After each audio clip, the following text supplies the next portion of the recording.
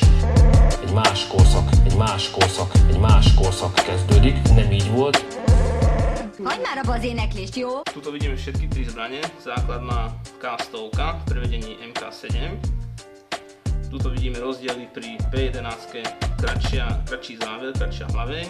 Rukoveď tiež je skrátená, aj kapacita znížená. Potom tuto vidíme Excalibur, čo je športový špeciál, kde sa predĺžila hlaveň a dostalo to ťažkú sportovú hlaveň.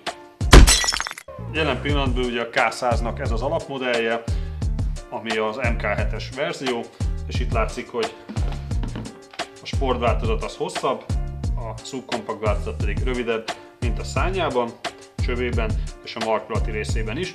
Ugye a sportváltozatnak a tok része az megegyezik a normál méretű modellével. Mi történt, eltársak? Engedjen! Piros fényt! Az nyugtatja! János vörösben. Az alap K100 és a subkompakt P11 közt alapvetően nincsen szerkezeti különbség, ugyanaz a double action, single action elsütő szerkezet van benne, ugyanúgy tokbiztosítóval, tehát ugye ez is ilyen. Úgy. Ami különbség ugye, az a markolat hossza és ezáltal a távhossza. Ugyanakkor a rövidebb pisztolyba be tudjuk tenni a hosszabbnak a tárját, tehát például egy rendőrségi backup fegyverként ez kifejezetten hasznos, hogyha mondjuk a szolgálati pisztoly egy K100 vagy egy P1, akkor annak a tárját is lehet használni.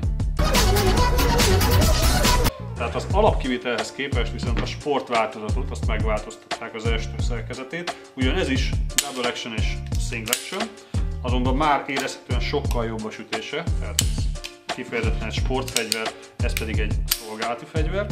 Azonban még egy különbség van, ennek van egy kakasnak egy biztonsági állása, ilyen nincsen a sportverzión, és a szétszedett állapotban majd látni fogjuk, hogy a passzív ütőszeg biztosítás az megvan az alapmodellben, ebben pedig nincsen. Az igazán nagy különbséget azt már látjuk egyébként, hogy a szán hosszán, meg az, hogy a szán ilyen könnyítésekkel van ellátva, ugye a standard verzió nincsen, de igazán így látványos a különbség, hogy mennyivel vastagabb a sportfegyver csöve. És ezek a könnyítések, meg a szánon levő könnyítések a hosszabb szánnal együtt kiegyensúlyozottá teszik a fegyvert. Tehát a sportverzió láthatóan egy állítható eljelző irányzék van, és egy száloptikás célgömb, míg a szolgálati verzión egy sima fix fém irányzék.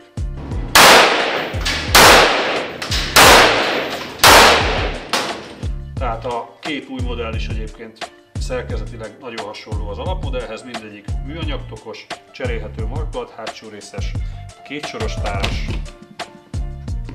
9 mm Lüger kaliberű, forgócsöves zárolású. És ugye a szán és a cső acél, tok műanyag, és a műanyag tokban egy acélbetétet találunk. Szelér és bellott 8 g-os teljes lökés. Takarás! Kocsi mögé! Takarás! Ne vedd! Első próbálkozás 10 méterről a subkompaktal.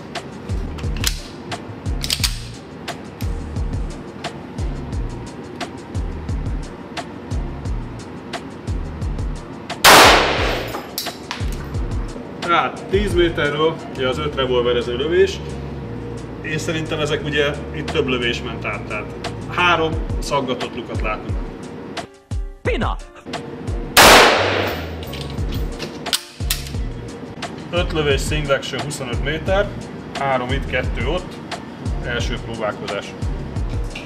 De ugye kijebb rakod a célt? Mi? Hol kijebb a célt? 5 méterre. Ja, az meg nekem tükröződik a másik, és semmit ha arra lőnél. Előjön. Megkészül. Ez full optikai csalódás. Oké.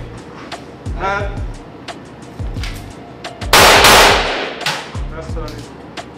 Mi volt ez? Egy darab hüvelykivetési hiba. Egy más korszak kezdődik. Amivel most lövök, az tulajdonképpen egy kurva nagy kard, az Excalibur.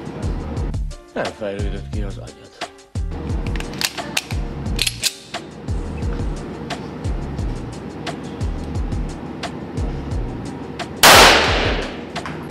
Tíz méter, 10 lövés első próbálkozásra az Excaliburra. Szokásos protokoll. 5 méterről. 10 méterről. 10 méterről 5-öt lövünk revolverezzel, János. Már megtanulhattad volna így 90 videó környékén. Ne? Nem. Ja, és vesztem meg. Megtanulhattad volna már Gábor.